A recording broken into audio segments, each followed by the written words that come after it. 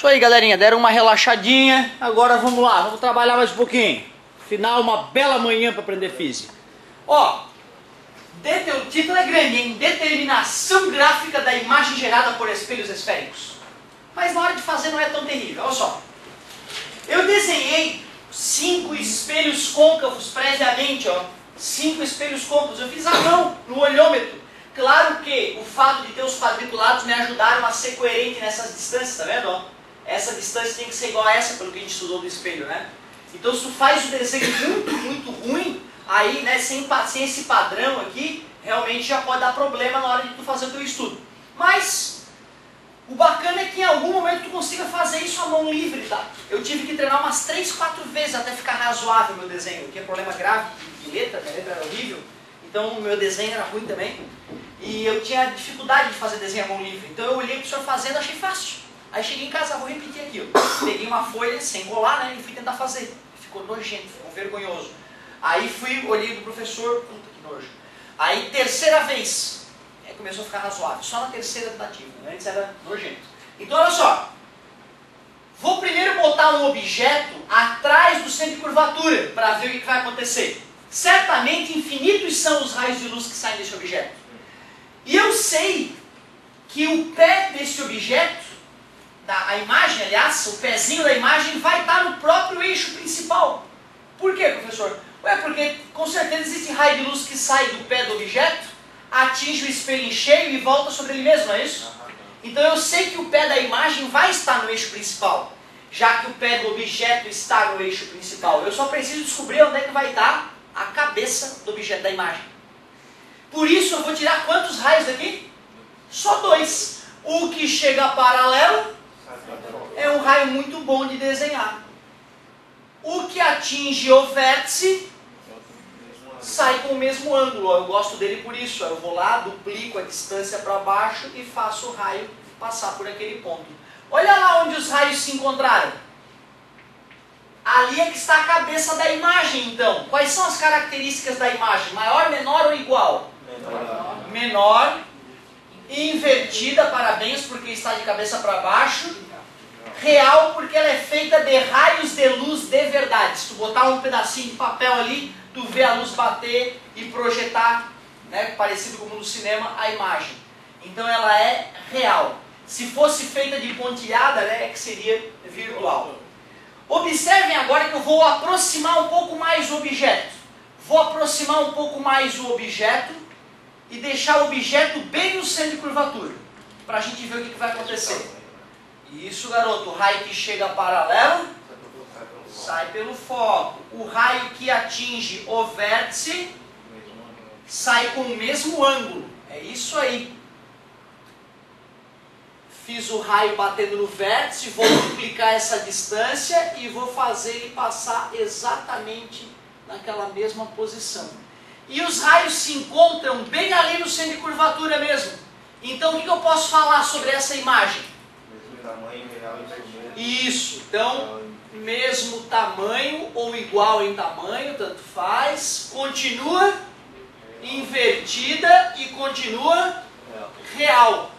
E eu vou aproximar ainda mais o objeto, deixando ele agora entre o foco e o centro de curvatura.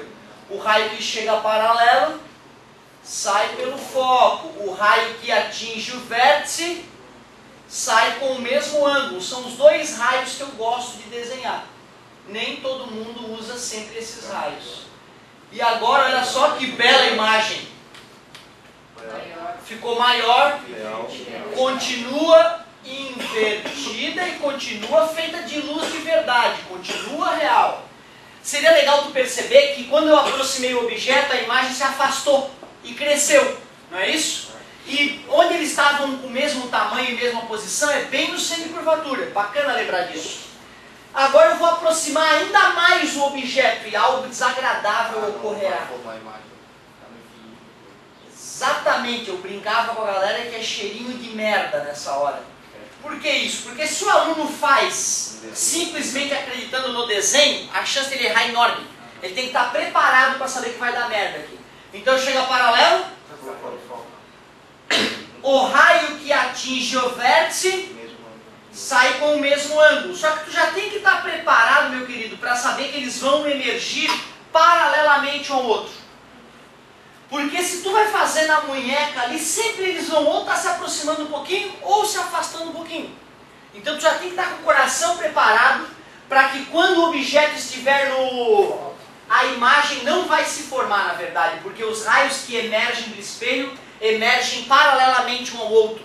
Porém, a gente brinca, né, que retas paralelas se encontram no... Por isso que a gente pode dizer que a imagem se forma no infinito, embora de repente o mais adequado seja chamar essa imagem de imprópria. Imagem imprópria.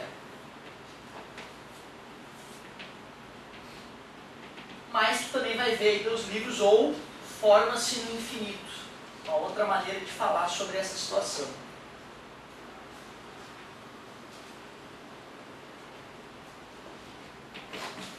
Forma-se no infinito. Imagem imprópria ou forma-se no infinito. Quinta e última possibilidade para o espelho côncavo. Olha como o espelho côncavo merece mais atenção. Tem 5 situações distintas de formação de imagem diante do espelho côncavo. O espelho convexo é baba, é só uma. Mas vamos finalizar o espelho côncavo primeiro. Testei o objeto atrás do centro de curvatura, no centro de curvatura, entre foco e centro de curvatura, no foco. Só falta agora colocar o objeto entre o foco e o vértice.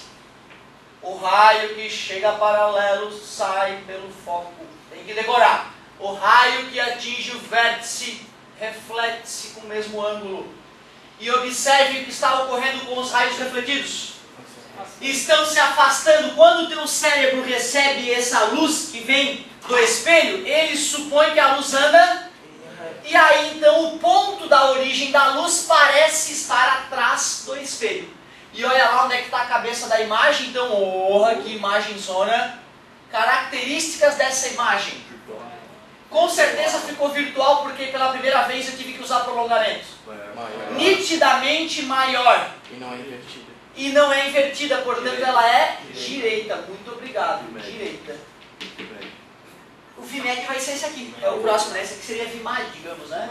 VMAD. Galerinha, olha só. O espelho esférico, o uso mais comum dele na nossa vida é espelho de aumento, para tirar um cravo, tirar uma espinha, né? Limpar a sobrancelha. É uma velha história. Mamãe tem um desses. Então tu pode pegar o espelho da tua mãe de aumento, certo? E esse espelho de aumento, ele é de aumento só porque tu está próximo dele. Ou seja, tu que é o objeto está com a cara próxima dele, tá vendo? E aí tu fica grandão. Porém, se tu afastar um pouco o espelho, vai borrar. Que é essa situação aqui, ó. E se tu afastar um pouquinho mais, aí tu já vai te ver grandão, porém de cabeça para baixo. E aí tu já fica um pouco difícil de ver. Onde é que eu estou, meu Deus? Peraí. E se tu afasta mais, aí tu vai ficando menor, mas continua de cabeça para baixo. Então hoje tu pode chegar em casa, né? Pode fazer esse teste bem rapidinho. E se não acontecer isso, tu já sabe. Corre para a igreja, chama o padre que é o espelho amaldiçoado. Beleza? Todo espelho de aumento tem que reagir dessa maneira. Todo espelho de aumento tem que reagir dessa maneira, certo? Porque trata-se de um espelho côncavo. Isso é importante lembrar também. Se tu quer um espelho de aumento, tem que ser côncavo e tu tem que usar ele entre o foco, né? Se colocar entre o foco e o vértice, porque senão tu te vê de cabeça para baixo. Aí é um espelho de aumento inútil, né? Imagina, tu tirar uma espinha e te vê de cabeça para baixo. Não dá? Não funciona. E o espelho convexo? O espelho convexo é baba. O espelho convexo ele é baba porque só tem uma característica para ele. Aí a galera acaba decorando. Só que eu desenhei errado, ó. Vocês concordam que o centro da curvatura tem que estar aqui para dentro, né? Sim. Certo? Olha lá, botei o centro de curvatura para fora. Não. Isso seria para o espelho côncavo. Para o espelho convexo é diferente. Então deixa eu consertar aqui a cacaca. Ó, o centro da esfera podemos dizer que é por aqui mais ou menos. Então o foco é bem no meio. 2 quadradinhos e 2 quadradinhos. Observem por que o espelho convexo só tem uma possibilidade de formação de imagem. Porque o objeto só pode estar na frente do espelho. O objeto não pode ficar entre foco e curvatura, atrás do foco, não é? Porque os elementos vão para dentro do espelho. Então é por isso, só vai ter sempre uma característica, porque o objeto não pode se colocar em lugares diferentes diante do espelho. Então vamos lá, o raio que chega paralelo, ó o perigo, ó, tem que ter a pontilhada para saber desenhar o raio refletido. Ó. O raio que atinge o vértice, mesmo ângulo, macetezinho da sinuca. O que está ocorrendo com os raios refletidos? já que eles estão se afastando, eu faço o pro.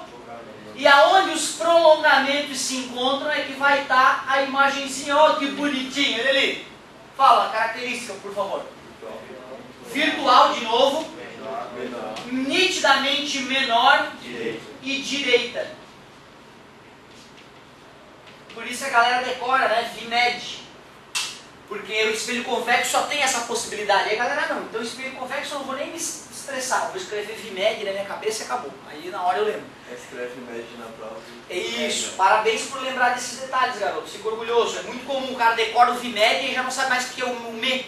Certo? Aí escreve que é média. Certo? Ah, então é cuidado, porque a imagem é média. Não é nem grande nem pequena, é média. Não faz sentido. Tá? Ou ela é maior, ou ela é menor, ou ela é igual. Certo? Então não adianta decorar e também não adianta escrever na prova VMed. Tem que escrever virtual, menor e direita, tá? Isso é muito comum. O aluno escreve VMed, ele entende que o professor entende aquilo e acredita que o professor vai como, né? Ah, não, então ele acertou, ele sabe, mas infelizmente tem que ser técnico. Virtual, menor e direita. É o que eu te disse, amigo. Olhar ali ó, é tranquilinho.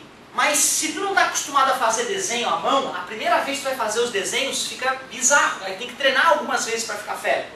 Outra coisa. No vestibular da UFSC vai cair espelho esférico, é grande a chance, ou cai espelho ou cai lente. E os dois têm a mesma maneira de raciocinar. Então se tu sabe um, tu acaba sabendo o outro também. Aí, pô, tu estudou isso aqui no começo do ano. Lá no final do ano a gente revisa, rapidinho. Mas se tu não fez os desenhos, chegou no vestibular, tu não vai lembrar de cabeça cada uma dessas situações. Aí esqueci, tu vai lá no cantinho da prova, faz o estudo rapidinho gráfico, lembrou, aí pronto, vai lá e mata a questão teórica com tudo fresquinho na mente. Por isso que saber fazer o desenho é de suma importância. Pessoal, olha só, a aula é isso, essa aula, né, essa parte da apostila ela não começa ainda com a parte matemática. A parte matemática é só no volume 3. Então, para a gente não ver muita coisa, não ficar perdido, vamos arriscar algumas questõezinhas, ó. O que eu gostaria que tu pudesse fazer ali, ó? Podes fazer na página 8, ó, tem algumas ali que são legais, ó, 3 ali básicas e depois as de aperfeiçoamento, começam a ficar um pouquinho mais bonitas. Tá, então façam ali a página 8, ó, eu vou dar alguns minutinhos para vocês, em seguida eu começo fazendo a 504, a 505 e depois eu já seleciono alguma da próxima aula também.